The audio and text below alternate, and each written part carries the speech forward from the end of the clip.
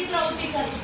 તો એવું ને એવું પ્રવાહી પદાર્થ પણ ઘણા બધા એવા હોય છે કે જે પાણીમાં દ્રાવ્ય થઈ જાય છે, મિશ્રિત થઈ જાય છે, અને ઘણા પદાર્થ એવા હોય છે કે જે પાણીમાં મિશ્રિત થતા નથી.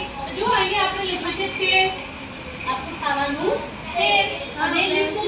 તો જો લીંબુનો રસ અંદર આપણે નાખીએ અને એને તેલ નાખીએ અને પછી એને ઓગાળવાનો પ્રયત્ન કરીએ, જોઈએ કે કયો પદાર્થ પાણીમાં મિશ્રિત થઈ જાય છે. જો ચલો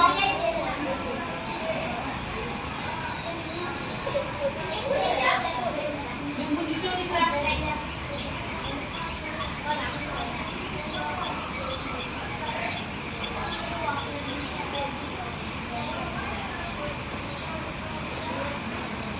चलो હવે એને મિશ્રિત કરો. બસ બહુ થઈ ગયું.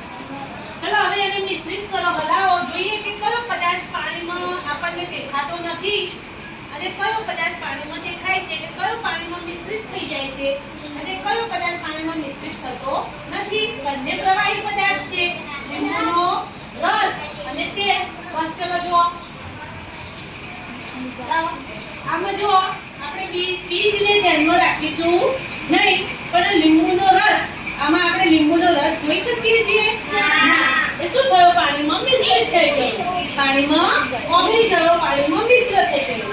જ્યારે અહીંયા જોઈએ આપણે તેલ, તો ચલો જુઓ, તેલ પાણીમાં મિશ્રિત થયું છે. અહીંયા ઉપરના ભાગમાં એમની તેલ આપણને, જે આપણે તેલ નાખ્યું તે તેલ આપણને દેખાય છે, એટલે કે તેલ એ પાણીમાં મિશ્રિત થતું નથી, એટલે પાણી ઉપર તરે છે. જુઓ આપણે એને હલાવીએ છીએ તો પણ એ અંદર ડોટ થાય છે અને છેવટે પછી પાણીમાં ઉપર તરી આવે છે, તે પાણીમાં મિશ્ર થતું નથી. એટલે તેલ કેવો પદાર્થ છે? પાણીમાં અદ્રાવ્ય. કેવો પદાર્થ છે? અદ્રાવ્ય. ત્યારે લીંબુનો રસ પાણીમાં કેવો છે? દ્રાવ્ય. એટલે લીંબુનો રસ દ્રાવ્ય પદાર્થ છે અને તેલ એ